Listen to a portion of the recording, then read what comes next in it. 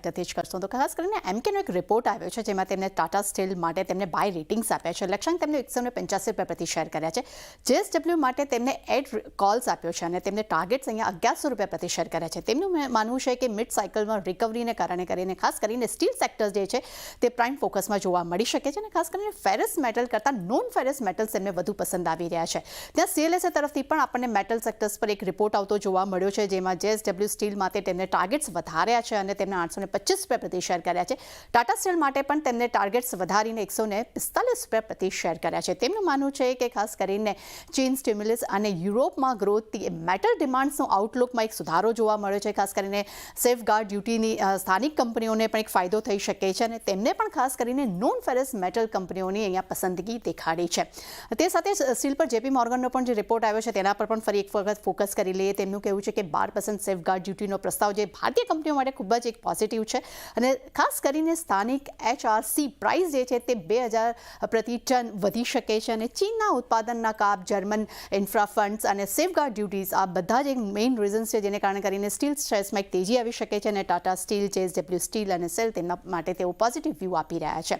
ત્યારબાદનું sector છે IT sector. અહીંયા સિટીનો એક રિપોર્ટ આવ્યો છે. તેમનું કહેવું છે કે ફોરવર્ડ્સ PE 24 ગણા પર નિફ્ટી આઈટીનું વેલ્યુશન જે છે તેમને હાઈ લાગી રહ્યું છે કે આ વર્ષમાં 100% ઘટાડા બાદ પણ કંપનીના વેલ્યુશન તેમને અહીંયા હાઈ લાગી રહ્યા છે અને તેમનું એ પણ કહેવું છે કે FY26માં 4% રેવન્યુ ગ્રોથના તેઓ અનુમાન રાખી રહ્યા છે પરંતુ માર્જિનમાં સુધારાની પણ તેઓ અપેક્ષા રાખી રહ્યા છે અને ખાસ કરીને એમ્ફેસિસ માટે અહીંયા તેમને પોતાના રેટિંગ અપગ્રેડ કરીને તેમને ન્યુટ્રલ કર્યા છે પરંતુ HCL ટેક અને ઇન્ફોસિસ તેમનું પસંદીદા કાઉન્ટર બંને જોવા મળી રહ્યા છે.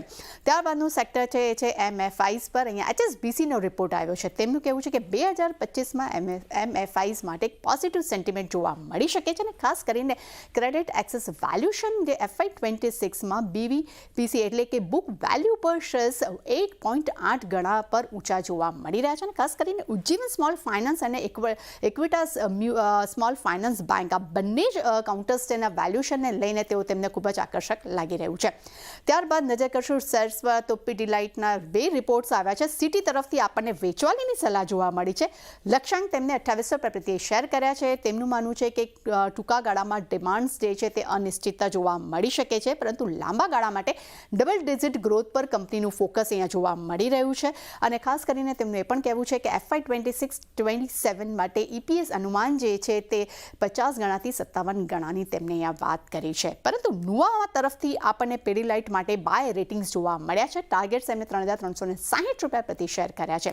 તેમનું માનવું છે કે ટાઇલ એડવિસ અને વોટરપ્રૂફિંગ બિઝનેસ વધારવા પર કંપનીનું ફોકસ છે અને ખાસ કરીને ઇન્ટરનેશનલ માર્કેટમાં એટલે કે આફ્રિકા, સાઉથ અરેબમાં જેવામાં ઇમર્જિંગ માર્કેટ પર કંપનીનું ફોકસ અહીંયા વધતું જોવા મળી રહ્યું છે. એટલે ખાસ કરીને પીડીલાઇટ માટે મિશ્ર રિપોર્ટ્સ અહીંયા આપણને જોવા મળી રહ્યો છે.